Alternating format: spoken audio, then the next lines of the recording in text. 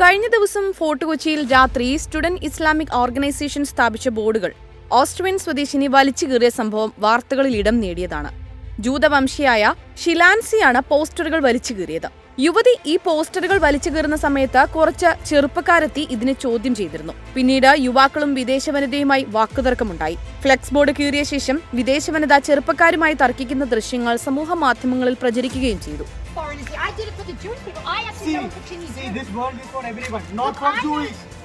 ഇതിനിടെ ബോർഡ് നശിപ്പിച്ചവർക്കെതിരെ നടപടി വേണമെന്നാവശ്യപ്പെട്ട് സംഭവം നടന്ന പിറ്റേന്ന് SIO പ്രവർത്തകർ ഫോർട്ട് കൊച്ചി പോലീസിൽ പരാതി നൽകി. അതിനുശേഷം വിദേശ വനിതയെ പോലീസ് സ്റ്റേഷനിലേക്ക് വിളിപ്പിക്കുകയും ചെയ്തു. എന്നാൽ കേസെടുക്കാതെ വനിതയെ പോലീസ് ഓട്ടോയിൽ കയറ്റി വിടാൻ ശ്രമിച്ചത് പ്രതിഷേധത്തിനിടയാക്കി.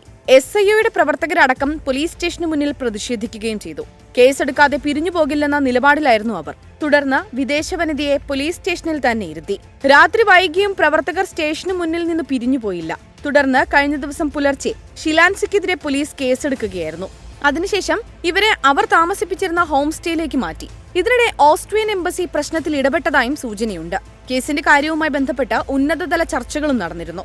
തുടർന്ന് അറസ്റ്റ് രേഖപ്പെടുത്തി. ഇവർക്കെതിരെ മതസ്പർദ്ധ വളർത്തുന്നതിനെതിരായ IPC 153 വകുപ്പ് പ്രകാരമാണ് കേസെടുത്തത്. ഫോർട്ട് കൊച്ചിയിലെ ഹോം സ്റ്റേയിൽ പോലീസ് നിരീക്ഷണത്തിലായിരിക്കും ഇവർ താമസിക്കുക. അറസ്റ്റ് രേഖപ്പെടുത്തിയതിന് പിന്നാലെ തന്നെ ഇവർക്ക് ജാമ്യവും ലഭിച്ചു. മട്ടാഞ്ചേരി ജുഡീഷ്യൽ ഫസ്റ്റ് ക്ലാസ് കോടതിയാണ് ജാമ്യം അനുവദിച്ചത്.